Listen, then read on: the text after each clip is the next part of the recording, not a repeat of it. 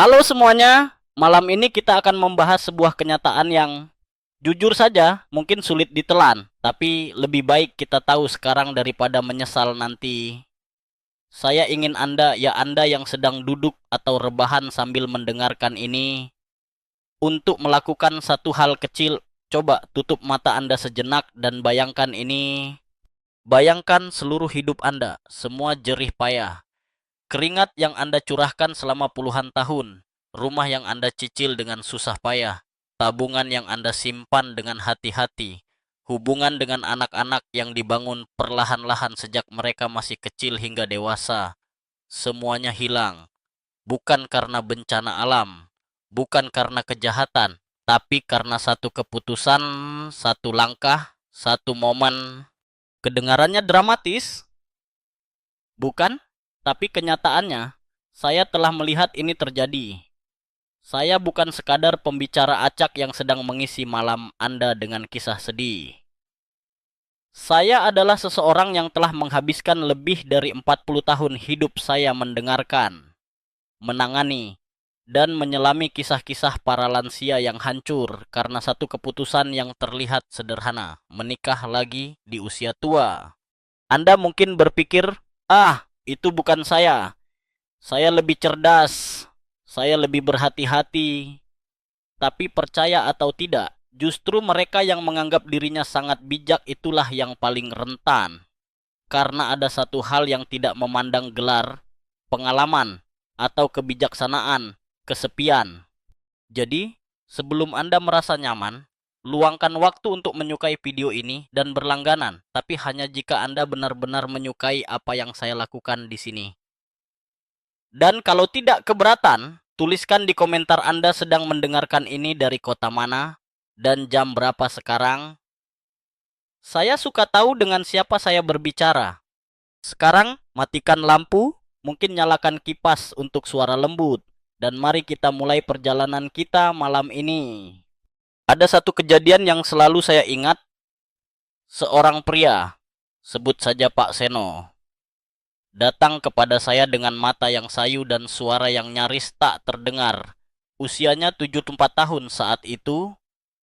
Pak Seno adalah mantan guru matematika SMA, pensiunan dengan rumah kecil di pinggiran kota, tabungan sekitar 1,8 miliar rupiah, dan dua anak yang tinggal di luar negeri. Hidupnya sunyi, tapi tidak menyedihkan. Setidaknya, itu yang dia pikirkan. Hingga ia bertemu seorang perempuan di panti senam lansia. Dia merasa hidupnya kembali berwarna. Akhirnya ada seseorang yang menanyakan bagaimana tidur saya tadi malam. Katanya, sambil tertawa kecil, saya bisa melihat cahaya itu di matanya. Cahaya yang biasanya hanya muncul di mata remaja yang baru jatuh cinta.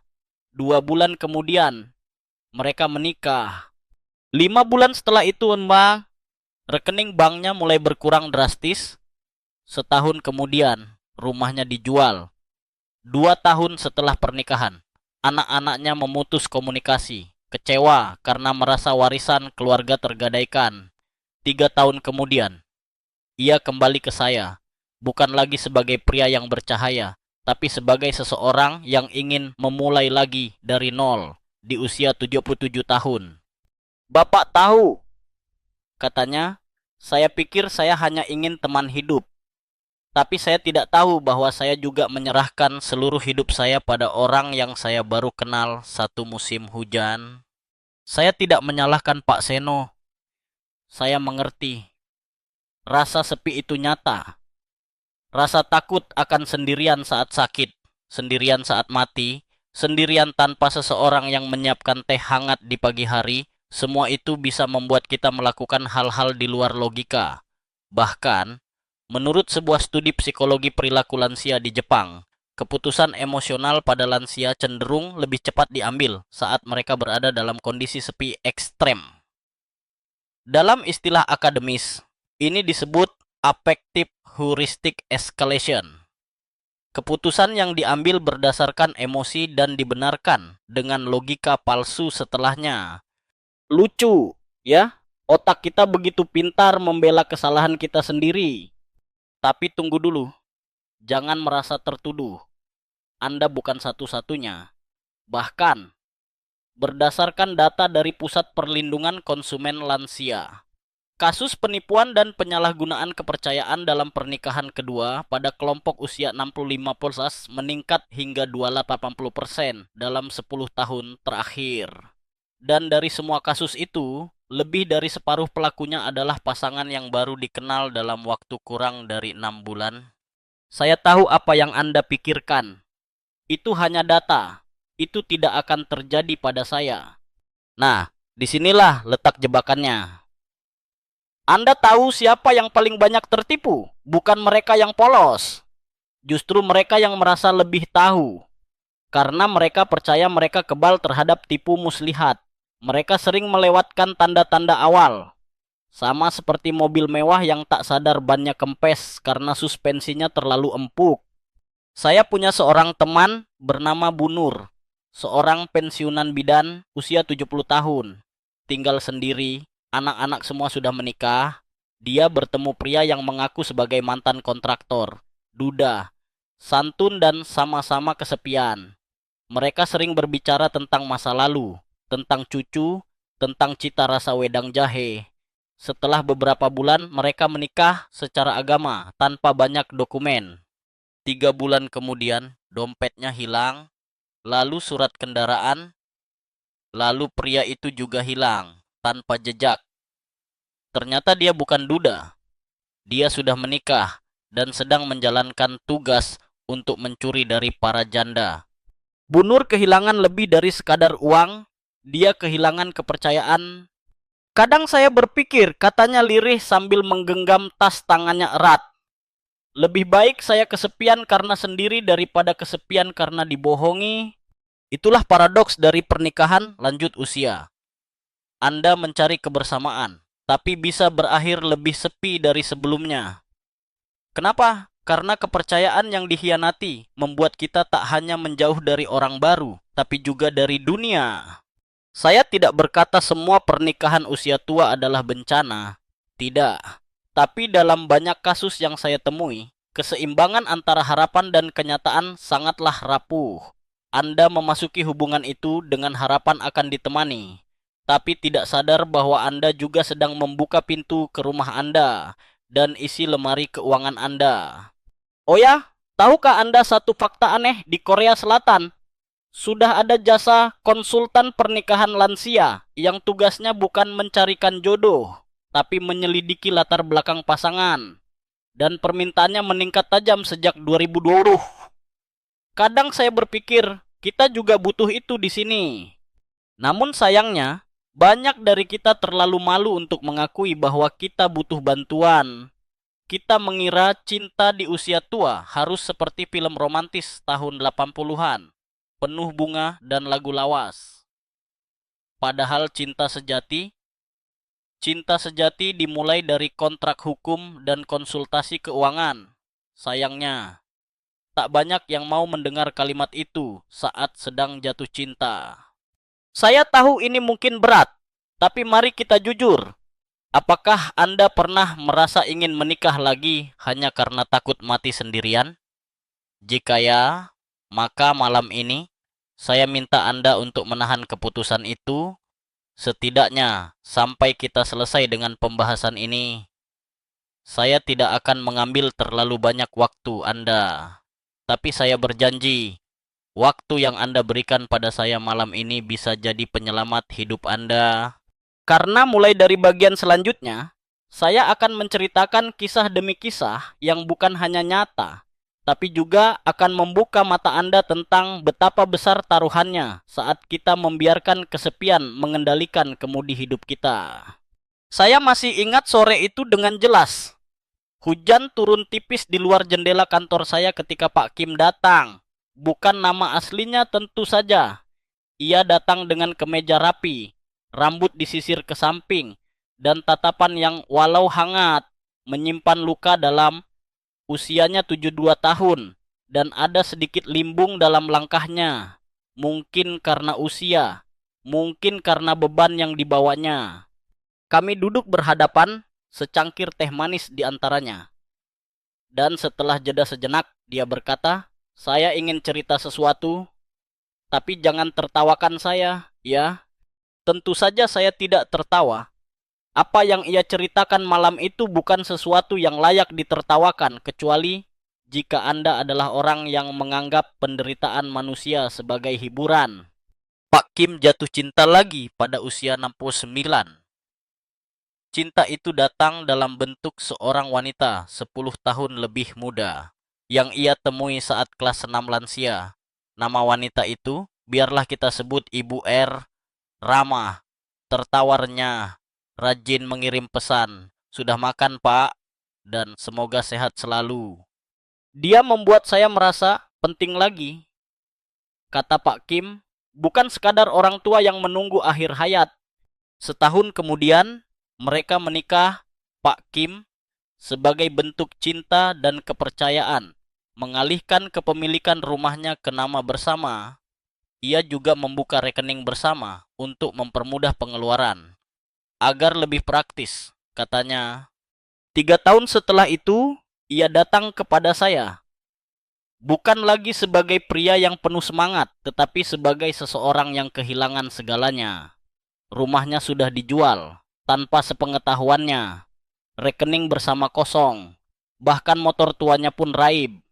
Dan yang paling menyakitkan, kedua, anaknya yang awalnya ragu tapi tetap mendukung keputusannya untuk menikah lagi, kini memilih tidak berbicara sama sekali. Mereka bilang, "Saya lebih memilih orang asing daripada keluarga saya sendiri." Saya bisa melihat air mata menggenang di sudut matanya. Ia mengangkat bahu. "Saya hanya ingin tidak sendiri. Tapi sekarang saya kehilangan semua, harta, anak-anak, dan kepercayaan pada diri sendiri."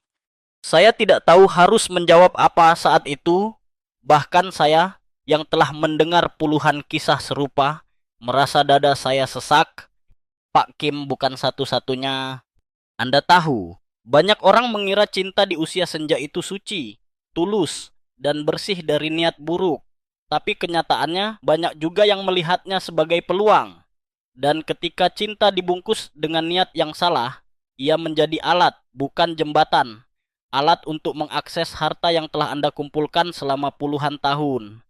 Tabungan pensiun, rumah tua yang harganya kini melambung, tanah warisan yang belum terpecah.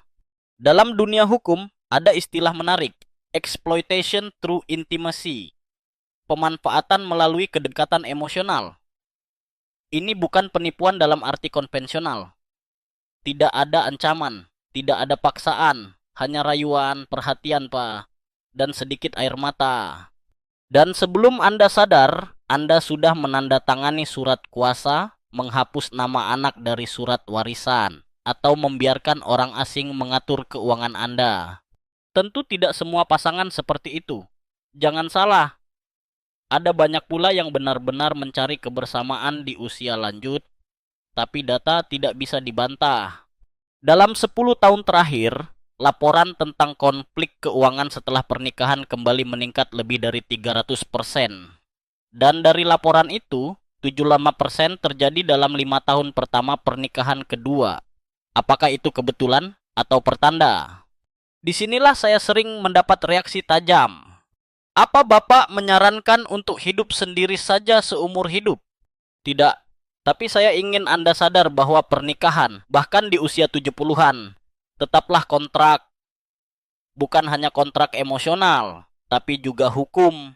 Dan semua kontrak sebaiknya dipahami dengan jernih sebelum ditandatangani. Sayangnya, banyak dari kita lebih siap membeli mobil daripada menikah kembali. Untuk mobil, kita cek harga pasaran, test drive, bahkan minta mekanik memeriksa. Tapi untuk pasangan hidup, yang penting cocok, katanya. Ironis, bukan? Suatu malam, saya diundang berbicara di komunitas lansia di Yogyakarta. Salah satu peserta, seorang ibu berusia 66 tahun, bertanya, "Kalau saya menikah lagi, salahkah itu?" Saya menjawab, "Tidak ada yang salah dengan ingin ditemani. Tapi salah jika Anda percaya bahwa cinta di usia tua bebas risiko." Itu seperti naik sepeda di jalan yang licin. Bisa saja Anda selamat, tapi tidak membawa helm adalah keputusan yang bodoh. Apakah itu terdengar sinis? Mungkin, tapi saya lebih memilih Anda menganggap saya sinis daripada harus menangis di hadapan saya 3 tahun dari sekarang. Oh, dan ada satu hal lagi yang membuat saya selalu ingin mengetuk kepala banyak orang tua. Warisan. Warisan bukan hanya soal uang atau rumah. Warisan adalah simbol keberlanjutan. Itu adalah jembatan antara generasi. Dan saat Anda menikah kembali tanpa perencanaan, Anda bukan hanya membagi harta, Anda memutus jembatan itu. Saya pernah bertemu sepasang kakak adik yang tidak pernah bicara satu sama lain selama 12 tahun. Alasannya, ayah mereka menikah kembali dan semua properti jatuh ke tangan istri barunya. Tidak ada surat warisan, tidak ada perlindungan hukum. Hanya rasa kecewa yang diwariskan. Tapi, jangan salah. Saya tidak ingin Anda hidup dalam ketakutan. Saya hanya ingin Anda hidup dalam kesadaran. Kesepian itu nyata. Tapi menikah kembali bukan satu-satunya jalan keluar. Ada banyak bentuk kebersamaan, banyak cara untuk merasa dicintai tanpa harus menyerahkan semuanya. Tapi sebelum kita masuk ke sana, ya, akan ada waktunya, saya ingin Anda benar-benar memahami bahwa cinta di usia tua, walau manis, bisa juga beracun. Karena racun paling berbahaya bukan yang berbau menyengat, tapi yang beraroma manis dan terasa hangat saat ditelan. Dan malam ini, saya ingin Anda bertanya pada diri sendiri, apakah saya ingin merasa dicintai atau sekadar takut sendirian? Pertanyaan itu, meski sederhana, bisa menyelamatkan hidup Anda. Saya ingin Anda membayangkan sesuatu. Bayangkan Anda sedang duduk di ruang keluarga, mungkin dengan secangkir kopi atau teh di tangan. Televisi menyala di latar belakang poiknya, tapi Anda tak benar-benar menontonnya. Anda hanya memandang keluar jendela, memikirkan masa lalu, tentang betapa kerasnya Anda bekerja selama puluhan tahun. Setiap lembar gaji yang ditabung, setiap pengorbanan kecil yang Anda lakukan demi masa depan anak-anak Anda. Lalu bayangkan semua itu, benar-benar semua itu, hilang dalam sekejap. Bukan karena bencana alam, bukan. Bukan karena perampokan, tapi karena cinta. Atau lebih tepatnya karena keinginan untuk tidak merasa sendiri. Saya tahu kalimat barusan terdengar kejam, tapi itulah yang terjadi berulang kali pada mereka yang menikah kembali tanpa persiapan, tanpa perlindungan, dan seringkali tanpa berpikir panjang. Inilah alasan pertama, dan mungkin yang paling umum, mengapa pernikahan di usia lanjut bisa menjadi keputusan yang menghancurkan risiko kehilangan seluruh kekayaan Anda. Saya pernah menangani kasus seorang wanita, sebut saja Ibu Wati. Dia hidup sendiri selama hampir 1 dekade setelah suaminya meninggal dunia. Uangnya tidak melimpah, tapi cukup. Ia punya sekitar 3 miliar rupiah di deposito dan menerima pensiun bulanan dari suaminya sebesar 140.000 yen dari sistem pensiun luar negeri. Suatu hari, datanglah seorang pria, ramah, perhatian, suka membawakan makanan ke rumah dan mengantar ke rumah sakit saat dia pusing. Ibu Wati merasa seperti remaja lagi. Senyum muncul lebih sering di wajahnya dan anak-anaknya. Meski agak khawatir, membiarkannya menikmati hidup barunya. Setahun setelah menikah, pria itu mulai minta bagi peran dalam urusan keuangan. Saya pegang kartu ATM ya, biar gampang ngurus pengeluaran, katanya. Dan ketika Ibu Wati menolak, segalanya berubah.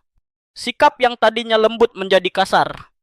Pria itu mulai menyebarkan desas-desus bahwa Ibu Wati pikun, tidak lagi mampu mengatur keuangan. Beberapa kerabat bahkan mulai percaya.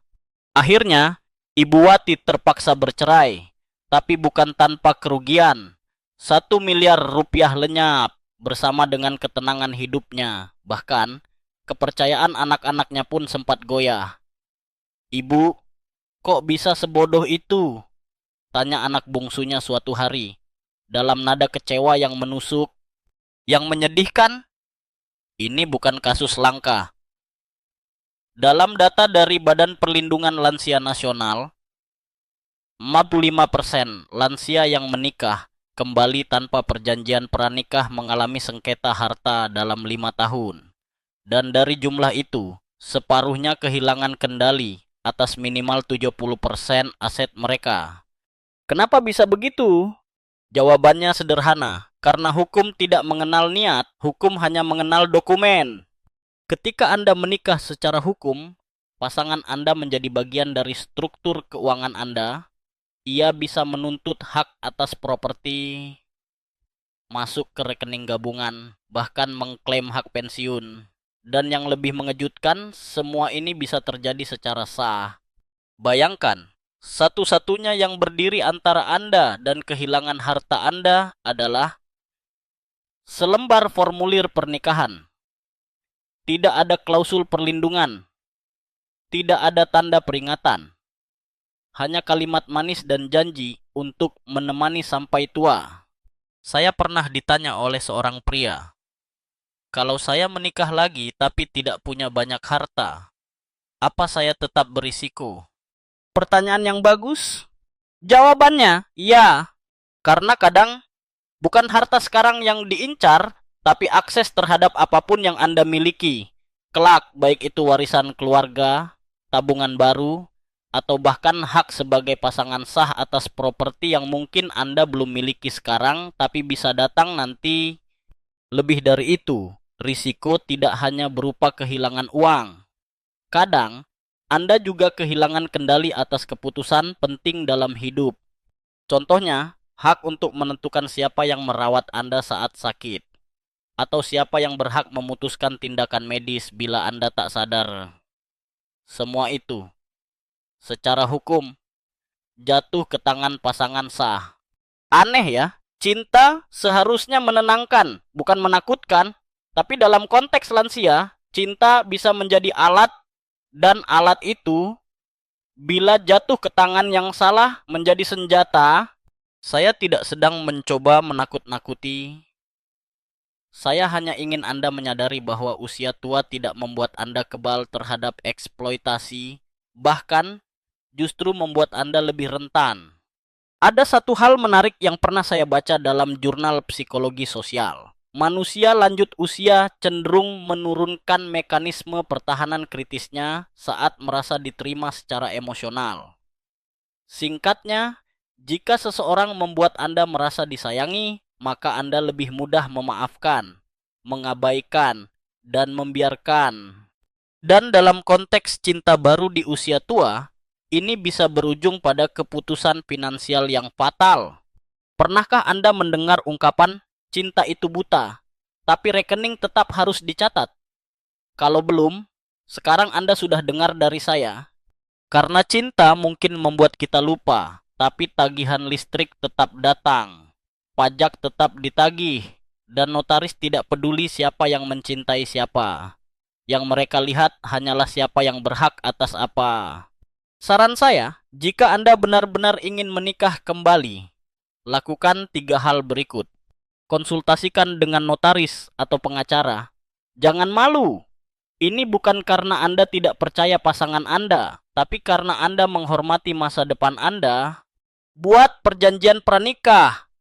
Saya tahu ini terdengar seperti urusan anak muda kaya, tapi percayalah, bahkan jika harta Anda hanya satu rumah kecil dan sedikit tabungan, itu tetap hasil jerih payah Anda. Libatkan keluarga sejak awal. Jangan jadikan pernikahan baru Anda sebagai rahasia. Bila anak-anak merasa dilibatkan, mereka cenderung lebih bisa menerima, dan Anda juga lebih terlindungi. Malam ini, saya ingin Anda berpikir pelan-pelan. Jika Anda kehilangan semua harta Anda besok pagi, apakah pasangan baru Anda masih akan tetap di samping Anda? Kalau Anda ragu jawabannya, maka sebaiknya jangan terburu-buru. Saya tahu, hidup sendiri itu sepi. Tapi hidup dengan seseorang yang hanya mencintai isi dompet Anda, itu lebih sunyi daripada kesendirian itu sendiri. Percayalah, saya telah melihat mata puluhan orang yang kehilangan semuanya karena tidak mau mendengarkan peringatan ini. Dan saya berharap malam ini Anda bukan salah satunya. Malam itu saya mendapat telepon dari seseorang yang suaranya terdengar gemetar. Ia memperkenalkan dirinya sebagai Andini, anak dari seorang pria lansia yang baru saja menikah kembali. Ia tidak mengeluh tentang harta atau tentang ibu sambungnya yang baru. Ia justru menangis saat berkata, "Ayah saya bukan lagi ayah saya. Dia berubah sejak menikah. Dia bahkan lupa ulang tahun cucunya." Kalimat itu menusuk, bukan hanya karena kesedihannya, tetapi karena saya telah mendengarnya terlalu sering. Ini membawa kita pada alasan kedua mengapa pernikahan kembali di usia lanjut bisa menjadi keputusan yang sangat merusak keretakan hubungan antara orang tua dan anak-anak. Banyak orang menganggap bahwa hubungan orang tua dan anak itu abadi, tidak akan tergoyahkan. Tapi kenyataannya, hubungan darah memang kuat, tapi tidak kebal terhadap rasa kecewa, pengkhianatan, dan yang paling umum, rasa tidak dianggap.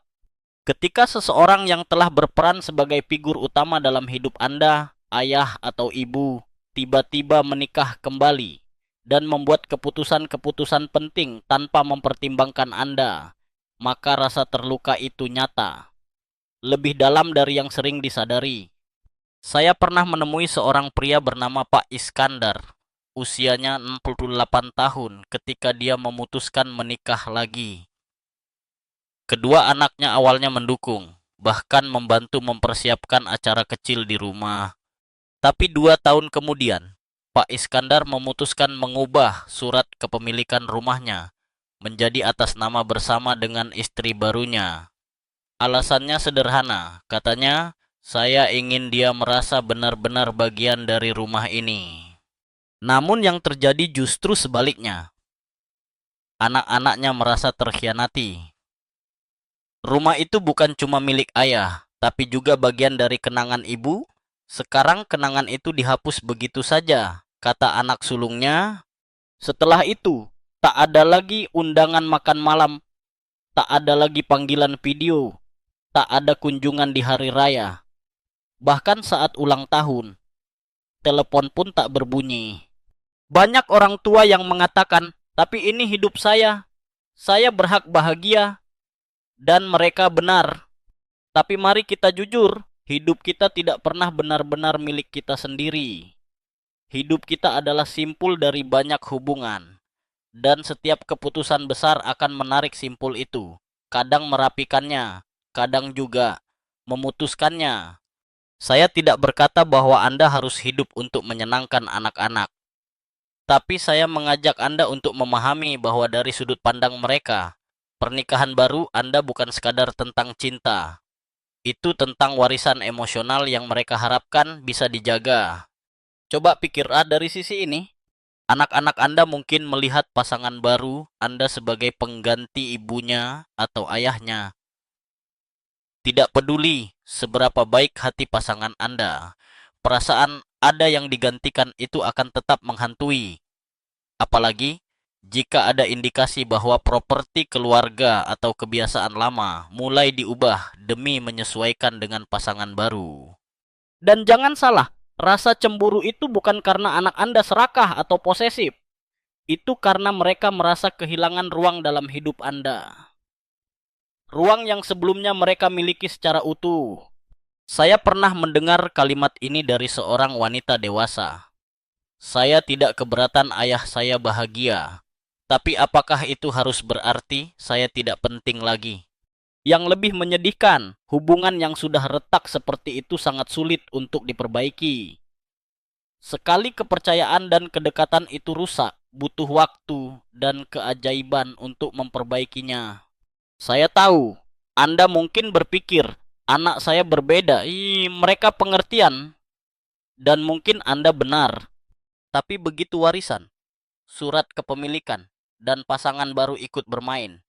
Bahkan anak yang paling pengertian pun bisa berubah. Itu bukan karena mereka jahat, itu karena mereka manusia. Menurut survei yang dilakukan oleh Pusat Kajian Keluarga Indonesia, 87% anak dewasa mengalami konflik dengan orang tua mereka setelah pernikahan kembali.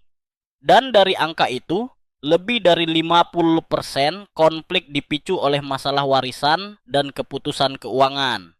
Sisanya karena perasaan tersisih atau merasa hubungan emosional berubah. Ada satu cerita yang tidak bisa saya lupakan. Seorang kakek bernama Pak Arif menghabiskan 2 dekade membesarkan 3 anak sendirian setelah istrinya meninggal. Ia menolak setiap tawaran untuk menikah lagi.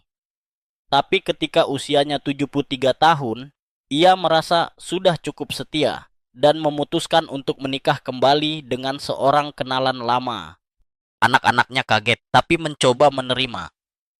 Namun ketika Pak Arif membagikan warisannya secara setara, termasuk kepada istri barunya, anak bungsunya menangis dan berkata, "Selama 20 tahun, aku jaga bapak, tapi dia yang baru datang 2 tahun, dapat sama banyak." Mungkin Anda melihat itu sebagai egois, tapi itu bukan soal jumlah uang.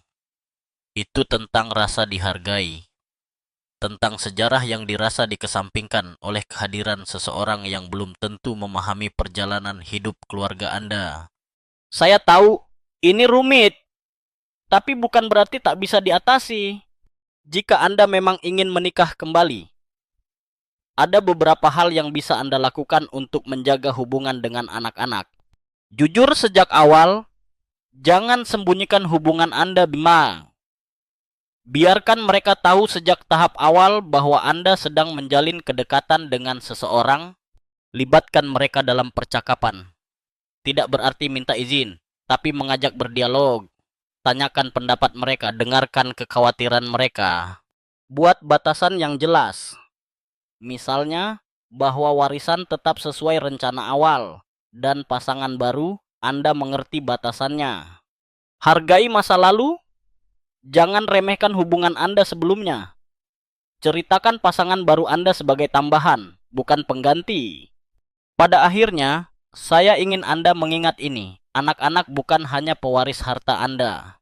Mereka adalah pewaris ingatan, nilai, dan cerita hidup Anda. Jika Anda kehilangan mereka, Anda bukan hanya kehilangan koneksi keluarga. Anda kehilangan bagian dari diri Anda sendiri.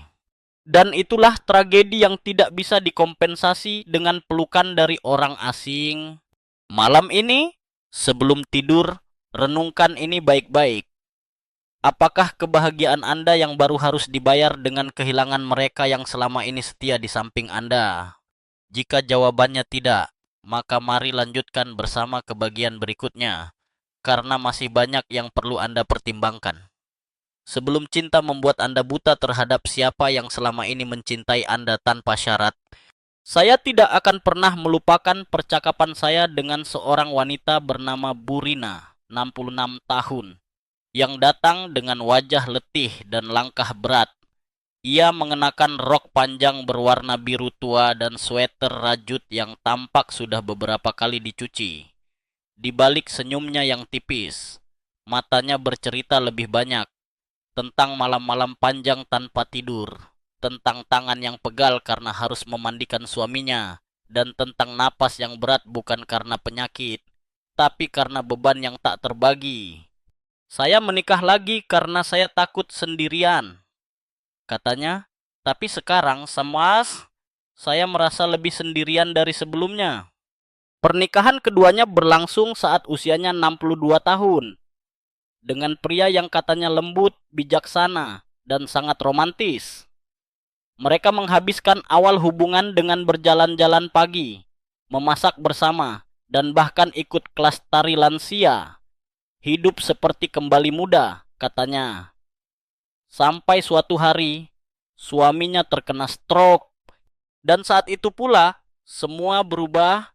Inilah alasan ketiga mengapa menikah kembali di usia lanjut bisa menjadi jebakan besar, beban perawatan dan pengasuhan yang tak pernah dibayangkan. Ketika kita muda, cinta adalah tentang senyum, tawa cemburu manis, dan mungkin sedikit drama soal tempat makan malam. Tapi ketika kita tua, cinta beralih bentuk. Ia menjadi jadwal minum obat, mengangkat tubuh pasangan dari kursi roda, membersihkan luka baring, dan mengatasi inkontinensia. Bukan puitis, tapi nyata. Banyak dari mereka yang menikah kembali berpikir bahwa hari tua akan mereka habiskan dengan berjalan-jalan di taman atau menonton sinetron bersama.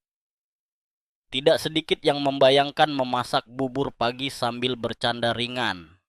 Tapi kenyataan seringkali berbeda. Menurut data dari Asosiasi Kesehatan Lansia Nasional, 68% pasangan usia 70 tahun ke atas akan menghadapi kondisi kesehatan serius dalam 5 tahun pernikahan mereka. Dan saat itu terjadi, pasangan adalah orang pertama dan kadang satu-satunya yang akan diminta untuk bertanggung jawab. Saya pernah melihat seorang pria, Pak Sugiarto, harus berhenti dari seluruh aktivitas komunitasnya karena istrinya mengalami demensia ringan yang berkembang sangat cepat. Setiap malam, ia harus mengunci semua pintu karena istrinya mulai sering berjalan keluar rumah tanpa arah. Ia juga harus berhenti ikut kelompok jalan pagi karena tidak bisa meninggalkan istrinya sendirian, bahkan selama 15 menit. Saya tidak menyesal menikahinya, katanya, tapi saya berharap saya lebih siap. Kesalahan Pak Sugiarto bukan pada cinta. Kesalahannya adalah berpikir bahwa cinta bisa menyelesaikan segalanya. Bahwa cinta bisa menggantikan sistem dukungan. Bahwa cinta bisa menggantikan perawat profesional. Sayangnya, cinta tidak bisa menggantikan tidur yang cukup. Tidak bisa menggantikan tulang belakang yang mulai rapuh. Dan yang paling penting, cinta tidak bisa menghentikan rasa frustrasi yang muncul ketika Anda di usia senja harus bertindak seperti perawat 24 jam. Dan jangan lupa, kondisi ini tidak selalu satu arah. Hari ini Anda mungkin sehat, pasangan Anda yang sakit. Tapi siapa yang bisa menjamin besok kondisinya tidak berbalik? Saya pernah menangani pasangan yang sama-sama lanjut usia, dan dua-duanya mengalami masalah kesehatan dalam waktu berdekatan. Hasilnya, keduanya harus dibantu oleh pihak ketiga, dan karena mereka tidak punya sistem pendukung yang kuat, biaya layanan perawatan menjadi luar biasa besar. Rumah harus dijual. Anak-anak mereka dari pernikahan sebelumnya menolak membantu karena tidak merasa terlibat sejak awal. Kondisi seperti ini menciptakan apa yang oleh para ahli disebut double care crisis. Situasi di mana kedua pihak dalam pasangan lansia saling membutuhkan perawatan, tapi tidak ada yang mampu merawat yang lain. Dan situasi ini sangat umum terjadi, terutama dalam pernikahan kedua yang dimulai tanpa kesiapan finansial atau keluarga pendukung. Ada juga yang bertanya kepada saya, lalu, apakah artinya tidak boleh menikah lagi jika saya tidak sehat? Bukan begitu maksud saya. Tapi pernikahan bukanlah solusi atas rasa takut sakit. Dan lebih penting lagi, pernikahan bukanlah jaminan bahwa seseorang akan merawat Anda dengan ikhlas, ya. Terkadang, pasangan yang awalnya penuh perhatian bisa berubah saat melihat penyakit. Saya tahu ini terdengar pahit, tapi banyak orang hanya siap mencintai versi sehat dari pasangan mereka, bukan versi yang terbaring tak berdaya. Dan bahkan jika pasangan Anda setia dan tulus, itu tidak membuat peran merawat jadi lebih ringan. Setiap hari mengganti popok dewasa bukanlah tugas yang mudah. Apalagi jika Anda sendiri sedang mengalami nyeri sendi. Bangun malam karena pasangan berhalusinasi bukan sekadar pengorbanan. Itu adalah trauma harian yang pelan-pelan mengikis ketahanan mental Anda. Saya pernah mengisi seminar dengan tema merawat pasangan sakit dengan cinta. Di akhir acara, seorang wanita tua dengan mata bengkak mendekat dan berkata, "Mereka semua bilang saya harus sabar, tapi kenapa tidak ada yang tanya apakah saya baik-baik saja?" Dan itu masalah besar dalam masyarakat kita. Kita terlalu cepat memuji pengorbanan tanpa memikirkan batasnya. Kita mengagungkan kesetiaan, tapi tidak menyediakan tempat istirahat bagi mereka yang sedang setia. Maka, jika Anda berpikir untuk menikah lagi, tanyakan ini pada diri Anda. Jika pasangan saya sakit, apakah saya siap secara fisik dan emosional untuk merawatnya? Jika saya sakit, apakah saya yakin pasangan baru saya akan bertahan? Apakah saya punya rencana perawatan profesional bila hal-hal tak berjalan sesuai harapan? Jika jawaban untuk ketiganya masih samar, maka mungkin sekarang bukan saatnya mengambil langkah itu. Ada satu fakta menarik yang jarang dibicarakan.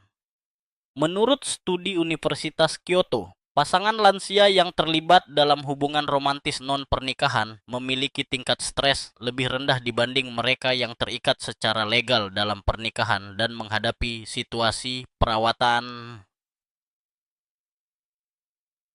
Kenapa? Karena tidak ada tekanan peran suami istri. Mereka bisa hadir dengan cinta, bukan kewajiban. Mungkin sudah waktunya kita mengubah cara kita memandang cinta di usia tua. Bahwa cinta tidak selalu harus dibuktikan lewat cincin. Bahwa cinta bisa hadir dalam bentuk kunjungan mingguan, telepon setiap malam, atau sekadar duduk berdampingan tanpa banyak bicara. Jadi malam ini, saya ingin Anda jujur pada diri sendiri. Jika Anda menikah hanya karena takut sakit sendirian, maka pastikan Anda tidak akan membebani orang lain dengan ekspektasi yang tidak realistis. Pastikan cinta Anda bukan topeng untuk kebutuhan akan perawatan. Karena pada akhirnya, kita semua ingin dicintai, tapi cinta yang sejati bukan yang datang karena kebutuhan, melainkan karena pilihan. Dan pilihan terbaik adalah yang dilakukan dengan penuh kesadaran, bukan hanya rasa takut. Malam itu, saya menelusuri dokumen-dokumen hukum yang ditinggalkan oleh seorang klien lama saya, Pak Mulyadi. Seorang pensiunan insinyur yang meninggal dunia mendadak hanya 2 tahun setelah menikah kembali. Ia adalah pria teliti, seorang yang hidupnya teratur, bahkan punya jadwal menyikat gigi yang nyaris seakurat jam atom. Tapi satu hal yang ia lupakan, membuat perjanjian atau surat wasiat setelah menikah lagi. Dan kesalahan kecil itu membuka kotak Pandora. Anak-anak dari pernikahan pertamanya berkeras bahwa rumah harus diwariskan kepada mereka. Istri barunya mengklaim hak waris sebagai pasangan sah. Tidak ada perjanjian pranikah, tidak ada surat wasiat, tidak ada mediasi yang berhasil. 4 tahun kemudian, kasus mereka masih ada di pengadilan. Dan ironisnya, rumah yang diperebutkan akhirnya dijual untuk membayar biaya hukum yang menggunung. Inilah alasan keempat yang harus Anda pertimbangkan sebelum menikah kembali di usia tua. Kompleksitas hukum dan keuangan yang bisa menjerat Anda dan keluarga Anda dalam kekacauan yang panjang dan menyakitkan. Pernikahan bukan hanya tentang cinta dan kebersamaan. Ini juga tentang kontrak hukum. Begitu Anda mengisi dan menandatangani surat nikah, pasangan Anda otomatis mendapatkan serangkaian hak hukum yang tidak bisa diabaikan. Hak waris, hak pengambilan keputusan medis, hak atas properti bersama, hak atas dana pensiun, tunjangan, bahkan asuransi jiwa jika Anda tidak menyesuaikan penerimanya. Dan dalam beberapa kasus, hak untuk menolak keputusan yang Anda buat sebelum menikah, jika itu dianggap merugikan kepentingan pasangan saat ini. Saya pernah berkonsultasi dengan seorang ibu yang ingin memastikan bahwa rumah peninggalan orang tuanya tetap jatuh kepada anak-anaknya, bukan kepada suami barunya. Ketika saya menyarankan perjanjian pranikah dan surat warisan baru, dia tersenyum getir, lalu berkata, itu terlalu rumit. Saya kan cuma nikah, bukan jual beli perusahaan." Jawaban yang umum, tapi juga keliru. Karena faktanya, menikah di usia lanjut jauh lebih kompleks daripada menikah di usia muda. Kenapa? Karena pada titik ini dalam hidup Anda sudah memiliki properti, warisan, anak-anak, bahkan utang atau investasi yang aktif. Semua itu adalah komponen yang secara hukum akan terdampak oleh status pernikahan Anda. Dan disinilah letak jebakannya. Katakanlah Anda memiliki rumah yang Anda tinggali sejak usia 35 tahun. Rumah itu sudah lunas, atas nama Anda menikah kembali di usia 70. Beberapa tahun kemudian, Anda meninggal dunia tanpa meninggalkan surat warisan yang jelas. Apa yang terjadi? Menurut hukum waris nasional, pasangan sah. Anda berhak atas bagian dari harta tersebut, bahkan jika rumah itu diperoleh sebelum pernikahan kedua. Dan jika ada anak-anak dari pernikahan sebelumnya, hak waris akan dibagi berdasarkan hukum, bukan berdasarkan keinginan Anda yang tidak pernah tertulis secara resmi. Dan jika pasangan baru Anda memiliki anak juga, maka mereka pun bisa masuk dalam lingkaran pertarungan hukum. Tergantung pada apakah mereka dinyatakan sebagai ahli waris secara legal atau tidak. Ini bukan spekulasi. Ini kenyataan yang sudah terjadi ribuan kali. Ada istilah yang sering saya gunakan. Warisan yang tidak dirancang adalah undangan terbuka untuk konflik. Lebih dari itu, pernikahan lanjut usia juga sering menciptakan situasi hukum yang ambigu. Misalnya, siapa yang berhak membuat keputusan medis jika Anda dalam kondisi koma? Siapa yang boleh menandatangani persetujuan untuk penjualan aset Anda? Siapa yang menjadi penerima manfaat utama asuransi jiwa Anda? Jika Anda tidak menetapkannya secara eksplisit, sistem akan memilih secara otomatis berdasarkan urutan hukum. Dan sistem tidak tahu siapa yang Anda percaya. Ia hanya tahu siapa yang terdaftar sebagai pasangan sah. Dan jangan lupakan aspek keuangan. Begitu Anda menikah kembali, pasangan Anda bisa secara otomatis berhak atas sebagian dari dana pensiun Anda. Bahkan jika itu adalah dana yang Anda kumpulkan dari pekerjaan Anda puluhan tahun sebelum mengenal orang tersebut. Saya pernah menghadiri sesi mediasi antara seorang anak dan ibu sambungnya yang berebut dana pensiun mendiang ayahnya. Sang anak berkata, "Ayah saya kerja 35 tahun di pabrik demi keluarga kami. Sekarang, istri barunya yang hanya bersama dia selama 2 tahun dapat separuh dari semuanya. Itu tidak adil." Apakah Anda melihat yang menjadi masalah di sini? Bukan hanya harta, tapi rasa keadilan.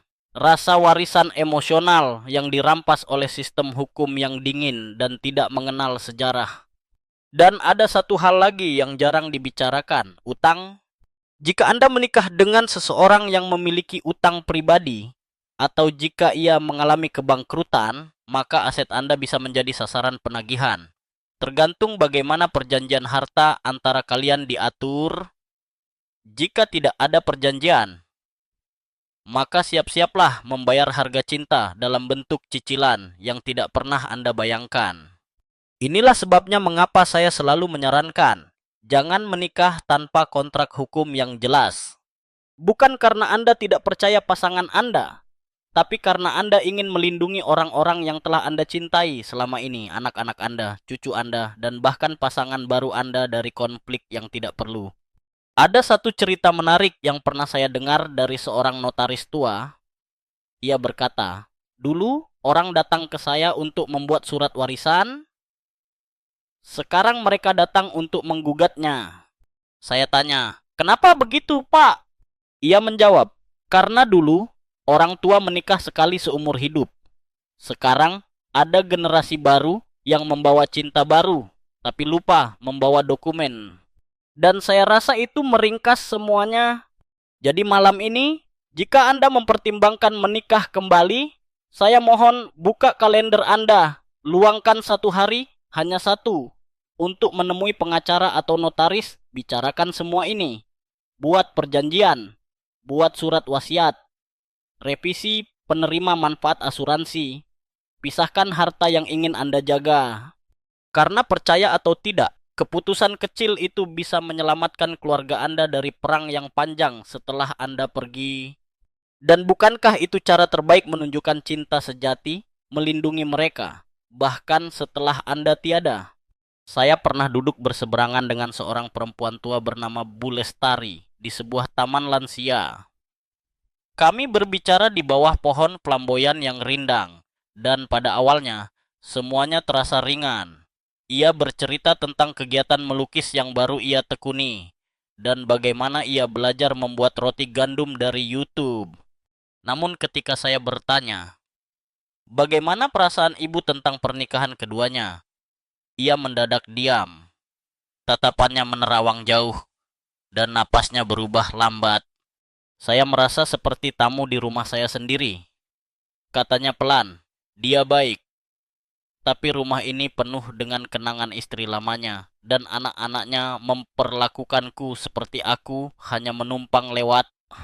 Dan disitulah saya menyadari satu hal penting, bahwa perasaan tidak diinginkan, meski tak terlihat, bisa membunuh lebih pelan dan lebih dalam daripada luka fisik. Inilah alasan kelima, dan mungkin yang paling tersembunyi, mengapa pernikahan di usia lanjut bisa menjadi bumerang. Dampak psikologis dan emosional yang merusak keseimbangan jiwa secara perlahan. Ketika kita bicara tentang cinta dan pernikahan, kita seringkali hanya melihat hal-hal permukaan, kecocokan, rasa nyaman, keinginan untuk tidak kesepian. Tapi terlalu jarang kita mempertimbangkan bagaimana sebuah hubungan baru akan mengganggu keseimbangan batin yang sudah bertahun-tahun terbentuk dalam hidup kita. Bayangkan hidup selama 30 tahun sendiri, Anda bangun, minum kopi sambil mendengarkan radio kesukaan, mencuci pakaian dengan cara tertentu, menonton drama favorit pukul 7 malam. Semua rutinitas itu menjadi pondasi mental Anda. Lalu, tiba-tiba, semua berubah.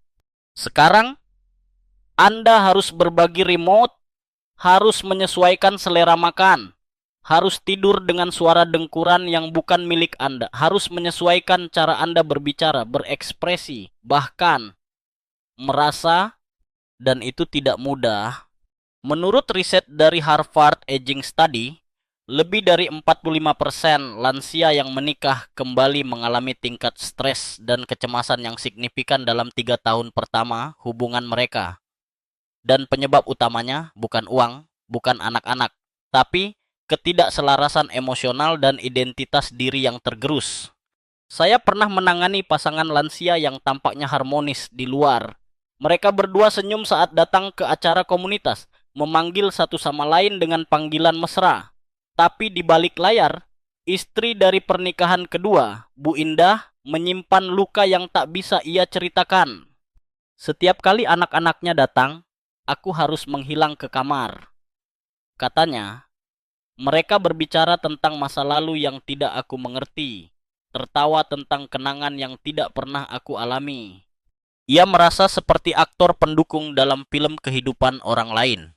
Dan ironisnya, ketika ia mencoba menciptakan kenangan baru, ia dianggap mencampuri sesuatu yang tidak semestinya. Ia bahkan dilarang mengubah posisi lukisan di ruang tamu, karena itu peninggalan istri pertama. Saya tahu, beberapa dari Anda mungkin berpikir, tapi itu soal komunikasi. Dan benar, komunikasi penting, tapi tidak semua luka bisa disembuhkan dengan percakapan. Terutama luka yang bersumber dari rasa tidak memiliki tempat. Ini adalah bentuk kesepian yang lebih sunyi. Karena Anda tidak sendirian secara fisik, tapi Anda merasa sendirian secara eksistensial. Cinta tidak bisa hidup dalam bayangan orang lain. Tapi banyak pernikahan lansia harus berjuang dalam bayang-bayang itu. Bayangan pasangan sebelumnya, bayangan keluarga yang tak sepenuhnya menerima, dan bayangan idealisme masa lalu yang kini tidak relevan. Dan mari kita bicarakan satu hal yang lebih rumit, perasaan bersalah. Banyak dari mereka yang menikah kembali setelah kehilangan pasangan mengalami bentuk trauma emosional yang sulit dijelaskan. Mereka merasa bersalah karena merasa bahagia lagi. Seolah-olah kebahagiaan baru itu adalah pengkhianatan terhadap kenangan yang lama. Seorang kakek bernama Pak Yusuf pernah berkata kepada saya, "Setiap kali saya tertawa dengan istri baru saya merasa seolah-olah minta maaf dalam hati kepada mendiang istri saya." Itu bukan hal kecil. Itu adalah luka yang diam-diam menggerogoti pondasi batin seseorang. Ada juga yang terjebak dalam perbandingan terus-menerus. Tak peduli seberapa baik pasangan baru Anda akan secara sadar atau tidak membandingkan mereka dengan pasangan sebelumnya. Dulu almarhumah istri saya suka bikin kue tanpa diminta. Almarhum suami saya dulu tak pernah menaikkan suara. Dulu kami selalu duduk berdua saat matahari terbenam. Perbandingan semacam itu, jika terus dibiarkan, bisa menjadi racun yang perlahan mengikis rasa syukur Anda terhadap hubungan yang sekarang. Satu fakta menarik, dalam sebuah studi psikologi lansia di Jepang, ditemukan bahwa lansia yang hidup sendiri tapi memiliki rutinitas tetap dan jaringan sosial aktif mengalami tingkat kepuasan hidup yang lebih tinggi dibanding lansia yang menikah kembali, tapi mengalami ketegangan emosional dalam rumah tangga. Apa artinya? Bahwa pernikahan bukanlah jaminan bahagia, dan sendirian bukan berarti kesepian. Kadang, stabilitas batin lebih penting daripada kehadiran fisik seseorang di sebelah Anda. Ada pula dimensi konflik yang jarang disebut, konflik budaya emosional.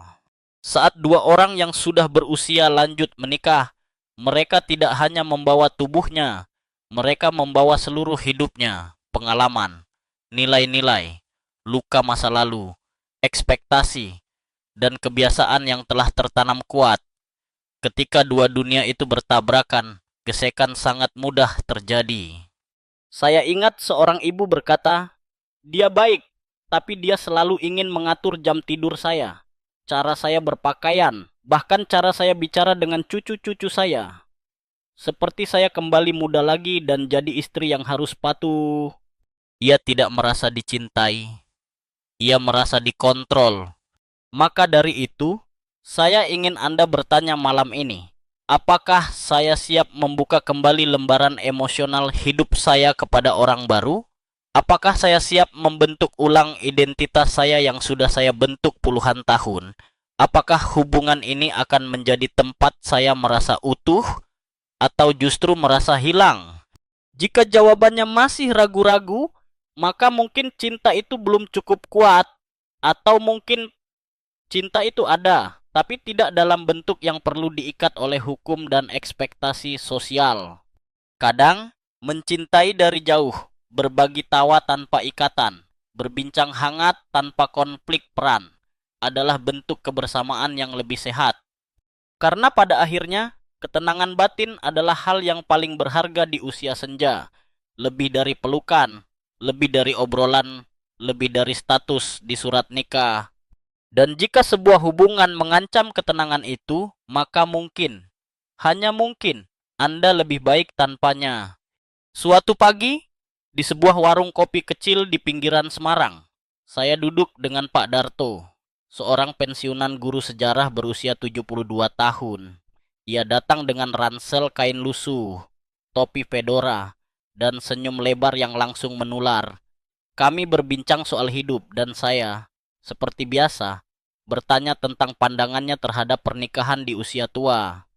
Pak Darto tertawa pelan, lalu berkata, "Saya sudah hidup sendiri sejak istri saya meninggal 8 tahun lalu. Dan orang-orang terus bertanya kapan saya akan menikah lagi. Tapi saya bilang, saya sudah menikah dengan kebebasan. Dan disitulah saya tahu bahwa ada begitu banyak cara untuk merasa dicintai dan hidup bahagia di usia lanjut, tanpa harus menikah kembali." Bagian ini akan kita gunakan untuk membahas berbagai alternatif sehat dan bermakna untuk menemukan kebahagiaan dan koneksi di usia tua. Tanpa perlu mengikat diri dalam pernikahan baru, mari kita mulai dari yang paling banyak diperbincangkan, hidup bersama tanpa menikah secara hukum alias co-living atau kumpul kebo legal untuk generasi kita. Konsep ini mungkin terdengar asing, bahkan menantang norma lama. Tapi faktanya, semakin banyak lansia di dunia, termasuk di Indonesia, yang memilih untuk hidup bersama tanpa pernikahan resmi. Alasannya sederhana, menghindari kerumitan hukum, warisan, dan tekanan sosial. Dengan tinggal bersama, dua orang bisa saling mendampingi, berbagi momen harian, dan saling membantu dalam kebutuhan fisik dan emosional, tanpa harus mencampur aset, menandatangani surat warisan baru, atau menghadapi komplikasi hukum. Saya pernah berbincang dengan Bu Sri dan Pak Hasan, pasangan berusia 60-an yang memilih tinggal bersebelahan di kompleks yang sama. Mereka tidak menikah, Tapi setiap pagi, mereka jalan pagi bersama. Setiap sore, mereka duduk menonton berita dan bergantian memasak makan malam. Jika satu sakit, yang lain akan menemani ke rumah sakit. Tapi jika mereka bertengkar, mereka bisa pulang ke rumah masing-masing. Ini kebersamaan tanpa tekanan, kata Busri sambil mengangkat alis. Kami mencintai satu sama lain, tapi kami juga sangat mencintai kebebasan kami. Alternatif lain yang sangat efektif adalah bergabung dalam komunitas atau klub hobi. Saya tahu ini terdengar terlalu ringan, tapi jangan remehkan kekuatan sebuah komunitas. Ketika Anda menghabiskan waktu bersama orang-orang yang memiliki minat serupa, entah itu berkebun, melukis, menari, membaca buku, bermain musik, Anda sedang membangun ikatan sosial yang kuat. Dan ikatan itu, menurut penelitian psikologi sosial, memberikan efek psikologis yang sama kuatnya dengan cinta romantis. Saya sendiri menjadi saksi perubahan drastis dalam diri Pak Harun, 75 tahun, yang merasa hampa sejak istrinya meninggal. Ia bergabung dengan klub seni lukis lansia di daerahnya. Hanya dalam 6 bulan, hidupnya berubah. Ia tidak hanya mulai memamerkan lukisan di balai RW, tapi juga merasa seperti punya keluarga kedua. Sekarang saya punya teman ngopi, teman curhat, bahkan teman bertengkar kecil.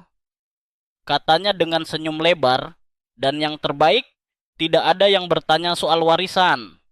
Opsi berikutnya, yang banyak diremehkan namun sangat bermakna, adalah memperdalam hubungan antar generasi. Kadang, solusi untuk kesepian bukanlah mencari pasangan baru, tapi memperkuat koneksi dengan orang-orang yang sudah ada, anak, cucu, bahkan keponakan. Saya tahu, hubungan dengan anak bisa jadi rumit, tapi justru karena itu, memperbaikinya bisa menjadi pencapaian besar. Pak Daniel, seorang duda berusia 71 tahun, pernah berkata pada saya, awalnya saya mau menikah lagi karena takut sendirian. Tapi setelah saya habiskan lebih banyak waktu dengan cucu saya, menemani mereka menggambar, membaca buku, bahkan main game, saya merasa lebih dicintai daripada sebelumnya.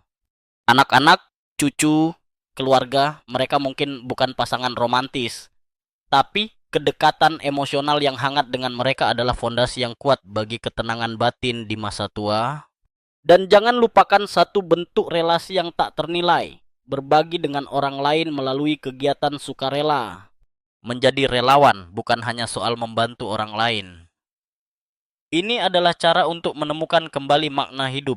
Banyak lansia yang melaporkan bahwa keterlibatan mereka dalam kegiatan sosial, seperti mengajar anak jalanan, membantu di posyandu, atau sekadar menyapa tetangga yang sendirian, membuat hidup mereka lebih kaya. Bu Ratmi, 8 tahun, pensiunan perawat, kini menghabiskan 3 hari seminggu membantu di klinik gratis. Saya tidak punya pasangan, tapi saya punya puluhan anak-anak yang menunggu senyum saya setiap pagi. Katanya, dan yang paling mengejutkan, lansia yang aktif dalam kegiatan sosial memiliki risiko depresi 40% lebih rendah dibanding mereka yang menikah kembali, tetapi tidak aktif secara sosial. Menurut data dari WHO tahun 2022. Opsi kelima, dan ini sering dihindari karena terasa terlalu teknis, adalah mengatur layanan dukungan profesional sejak dini. Banyak yang takut sakit sendirian, tapi rasa takut itu bisa diredakan bukan dengan mencari pasangan secara tergesa-gesa, tapi dengan perencanaan yang matang. Ada begitu banyak pilihan sekarang. Asisten pribadi lansia, fasilitas tinggal mandiri dengan pengawasan medis, sistem alarm darurat di rumah, bahkan komunitas lansia modern yang menawarkan paket tinggal, makan, dan aktivitas sosial lengkap. Pak Joni, 73 tahun, memutuskan tinggal di sebuah komunitas lansia mandiri yang dibangun di atas konsep desa tua modern. Ia memiliki apartemen kecil, tapi bisa makan bersama teman-teman seusianya di ruang makan umum, ikut kelas yoga, dan bahkan menonton film bersama seminggu sekali.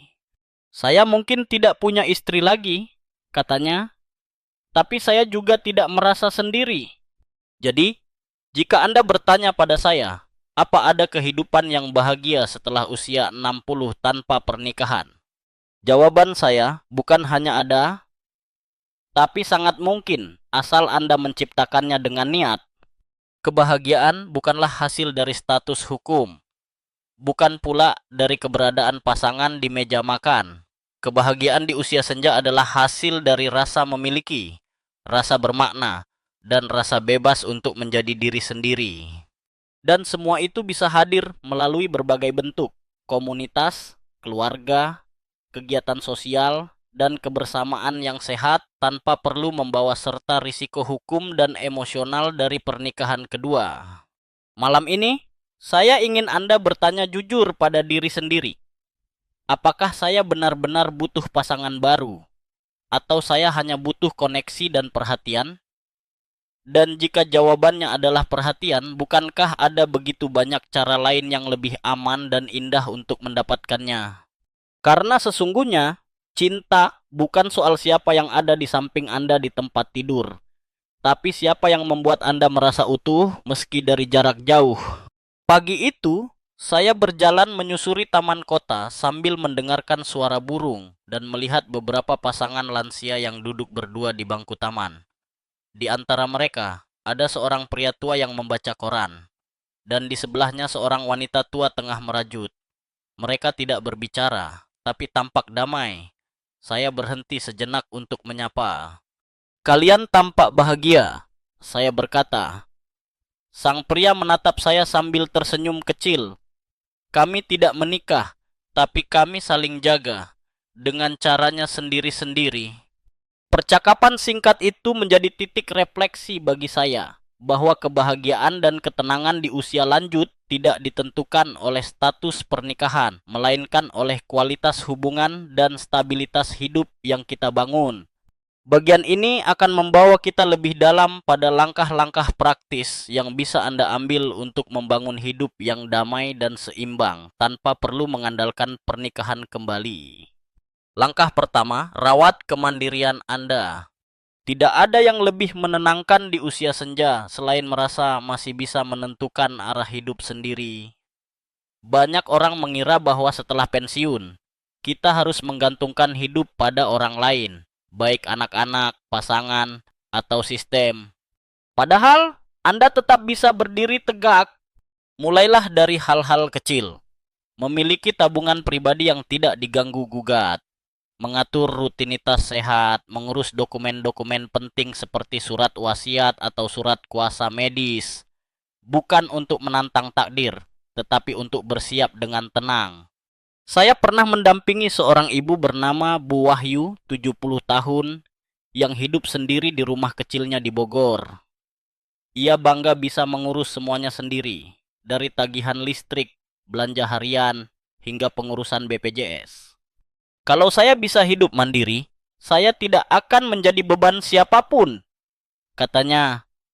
Dan yang lebih penting, ia tak tergesa-gesa mencari pasangan hanya karena takut tak bisa bertahan. Langkah kedua, investasikan waktu dalam relasi yang sudah ada.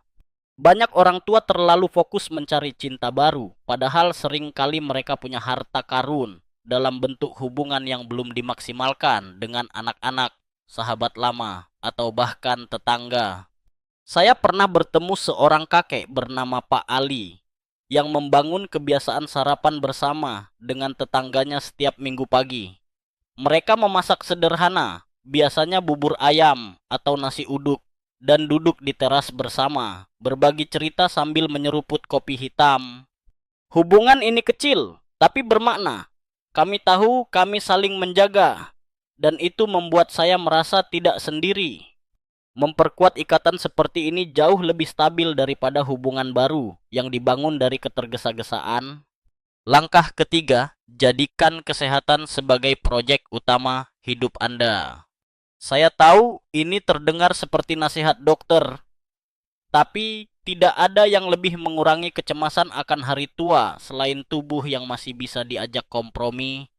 Bukan berarti Anda harus menjadi atlet, tapi memiliki pola makan sehat, olahraga ringan, tidur cukup, dan check up berkala adalah investasi paling nyata untuk kebebasan hidup Anda.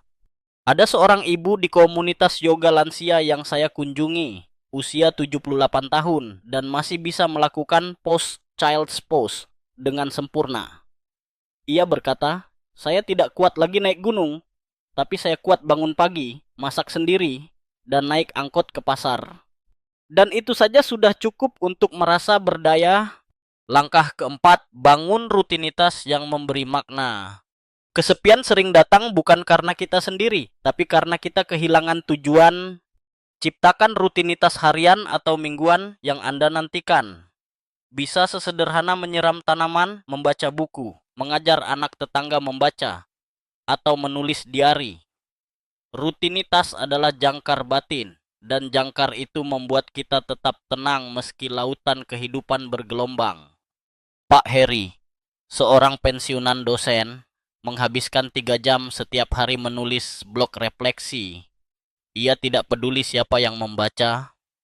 Yang penting saya punya tempat untuk menumpahkan isi kepala. Itu terapi paling ampuh. Langkah kelima, selektif dalam memilih siapa yang Anda izinkan masuk ke lingkaran batin Anda. Di usia lanjut, kualitas jauh lebih penting daripada kuantitas. Anda tidak butuh puluhan teman. Anda hanya butuh beberapa orang yang betul-betul melihat dan mendengarkan Anda. Jangan biarkan siapapun, termasuk calon pasangan baru, memasuki hidup Anda jika mereka tidak membawa rasa damai. Jika ada seseorang yang membuat Anda merasa tidak cukup, harus berubah, atau mengorbankan terlalu banyak, maka itu bukan cinta. Itu manipulasi yang dibungkus kasih sayang. Bu Asna, seorang janda 74 tahun, pernah berkata kepada saya lebih suka mendengar suara detak jam di ruang tamu daripada suara orang yang membuat saya ragu setiap hari. Langkah keenam, lakukan satu hal yang membuat Anda bangga setiap bulan. Entah itu mencoba resep baru, menyelesaikan puzzle sebaik ribu keping, menulis puisi, atau belajar cara mengirim email. Kebanggaan kecil ini membangun harga diri, dan harga diri adalah fondasi dari kesehatan mental. Bu Yuli, 62 tahun, belajar bermain ukulele dari video YouTube. Awalnya hanya iseng, tapi sekarang ia mengisi acara pertemuan RT setiap 2 bulan. Saya merasa hidup kembali. Saya tidak menunggu siapapun untuk membahagiakan saya, katanya. Langkah ketujuh, bangun sistem darurat Anda sendiri. Bukan untuk paranoid, tapi realistis. Pastikan ada seseorang, anak, tetangga, teman komunitas yang tahu cara menghubungi Anda atau masuk ke rumah Anda jika terjadi sesuatu. Pasang bel darurat jika perlu. Simpan kontak dokter, ambulans, dan apotek terdekat. Menyiapkan sistem ini memberi Anda rasa aman. Dan rasa aman adalah bentuk cinta yang paling tenang. Jadi, malam ini, mari saya tanya lagi. Apa yang membuat hidup Anda terasa cukup? Siapa yang membuat Anda merasa utuh, tanpa harus mengorbankan siapa diri Anda? Jika jawabannya bukan seseorang yang baru, tapi sesuatu yang sudah ada, maka Anda sudah menemukan kebahagiaan Anda sendiri. Dan ingat, Anda tidak pernah terlalu tua untuk hidup dengan tenang, tertawa lepas, dan merasa dicintai. Tapi Anda juga tidak pernah terlalu tua untuk berkata, cukup, saya memilih kebahagiaan saya sendiri dengan cara saya sendiri. Malam sudah larut, angin dari jendela berhembus pelan, membawa aroma rumput yang basah setelah hujan sore. Saya duduk sendirian, ditemani secangkir teh melati yang mulai dingin. Di luar, suara jangkrik bersahut-sahutan. Dan seperti biasa, pikiran saya kembali mengembara ke wajah-wajah mereka yang pernah duduk di hadapan saya. Mereka yang datang dengan harapan dan pergi dengan luka. Saya melihat kembali mata-mata yang dulunya berbinar karena cinta baru. namun kemudian meredup karena kenyataan. Saya mendengar kembali tawa-tawa gugup, yang kemudian berubah menjadi isakan lirih ketika semuanya tak berjalan sesuai rencana. Malam ini, saya ingin mengajak Anda mengakhiri perjalanan kita dengan pertanyaan paling penting dari semuanya. Apa sebenarnya yang paling Anda inginkan di usia senja ini? Jika jawabannya adalah ketenangan, maka pertanyaannya bukan apakah Anda harus menikah lagi. Pertanyaannya adalah apakah keputusan Anda saat ini akan membawa ketenangan itu atau justru mencurinya dari Anda. Jika jawabannya adalah kebahagiaan, maka ingatlah, kebahagiaan tidak pernah datang dari luar. Ia tumbuh di dalam, dari rasa syukur, dari koneksi, dari makna. Dan jika jawabannya adalah dihargai, maka lihatlah siapa saja yang sudah menghargai Anda selama ini. Anak-anak Anda, sahabat lama, bahkan diri Anda sendiri. Mari kita rekap pelajaran paling penting yang telah kita bahas selama perjalanan ini. Risiko kehilangan harta, pernikahan baru bisa menggerogoti seluruh hasil kerja keras Anda jika tidak disertai perlindungan hukum yang memadai. Retaknya hubungan dengan anak-anak, cinta baru bisa melukai cinta lama, dan kadang yang terluka adalah mereka yang paling Anda cintai. Beban perawatan dan pengasuhan, cinta tidak kebal terhadap penyakit. Dan pernikahan di usia senja bisa berarti menjadi perawat 24 jam, bukan pasangan romantis. Kekacauan hukum dan keuangan, satu tanda tangan tanpa perjanjian bisa membuka pintu bagi konflik warisan, gugatan hukum, dan kebingungan administratif. Kerusakan emosional dan psikologis. Cinta baru tidak selalu menyembuhkan luka lama. Kadang justru membuka luka baru yang lebih dalam. Tapi kita juga telah melihat bahwa kebahagiaan tanpa pernikahan adalah mungkin. Bahkan bisa jadi lebih damai, lebih stabil, dan lebih utuh.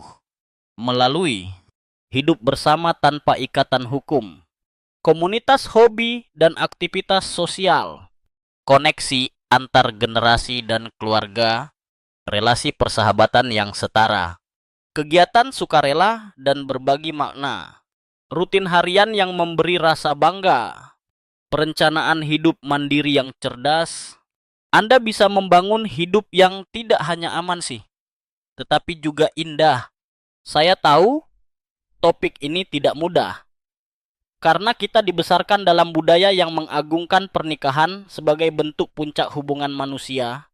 Tapi kita juga perlu berani berkata, mungkin saya tidak butuh pernikahan lagi untuk merasa dicintai. Mungkin saya tidak perlu status baru untuk menjadi utuh. Mungkin kebebasan, keheningan, dan keterhubungan sederhana adalah bentuk cinta yang paling cocok untuk saya sekarang. Karena di usia ini, kita tidak butuh drama. Kita butuh ruang untuk bernapas, untuk tertawa pelan, untuk menangis tanpa merasa harus menjelaskan. Saya ingin Anda malam ini membuat satu keputusan kecil. Bukan tentang menikah atau tidak menikah, tapi keputusan untuk menunda keputusan besar sampai Anda benar-benar yakin. Yakin bahwa keputusan itu tidak lahir dari rasa takut, tapi dari keberanian untuk memilih apa yang terbaik untuk Anda. Karena cinta yang lahir dari ketakutan akan kesepian seringkali membawa kita pada kesepian yang lebih dalam. Tapi keputusan yang lahir dari cinta terhadap diri sendiri, itulah yang membawa kita pada kehidupan yang damai. Dan sebelum saya tutup malam ini, saya ingin mengingatkan, pilihan yang Anda buat di usia ini bukan hanya memengaruhi Anda, tapi juga anak-anak Anda, kenangan Anda, warisan emosional Anda. Jadi buatlah pilihan dengan kepala dingin, hati terbuka, dan jiwa yang tidak terburu-buru. Kalau Anda merasa ini membantu, silakan tekan tombol suka dan berlangganan, tapi hanya jika Anda benar-benar menghargai apa yang saya lakukan di sini. Jangan lupa aktifkan notifikasi supaya Anda tidak ketinggalan video-video berikutnya yang bisa membantu Anda menavigasi usia lanjut dengan lebih tenang. Saya ingin mendengar dari Anda. Tulis di komentar, Anda sedang mendengarkan dari kota mana dan jam berapa sekarang? Karena siapa tahu Anda tidak sendiri. Sekarang, tarik napas pelan. Pejamkan mata Anda sebentar. Biarkan suara saya menjadi latar belakang yang lembut saat Anda merenungi perjalanan kita malam ini. Kita telah membahas banyak hal, kisah nyata, perasaan yang sering disembunyikan, dan fakta-fakta yang mungkin membuat hati Anda sedikit tercekat. Tapi semuanya bermuara pada satu hal. Anda berhak atas hidup yang tenang, utuh, dan penuh makna tanpa perlu tergesa-gesa. Pernikahan kembali mungkin tampak seperti solusi sederhana untuk kesepian, tapi dalam kenyataannya, ia membawa konsekuensi besar. Dari kehilangan harta, putusnya hubungan keluarga, beban fisik dan emosional, hingga masalah hukum yang kompleks, semuanya bisa mengguncang pondasi yang telah Anda bangun seumur hidup. Namun, jangan khawatirku, kebahagiaan tetap bisa dicapai melalui hubungan non-formal yang sehat, komunitas hobi, interaksi antar generasi, kegiatan sosial, dan perawatan mandiri yang cermat. Anda bisa menciptakan masa tua yang tidak hanya aman tapi juga bermakna dan damai. Tidak ada satu jalan yang cocok untuk semua, tapi yang pasti, jalan terbaik adalah jalan yang Anda pilih dengan sadar. Sekarang, pelan-pelan buka mata Anda. Dengarkan detak waktu di sekitar Anda. Rasakan ketenangan di dalam dada Anda. Karena malam ini, Anda tidak hanya mendengar cerita.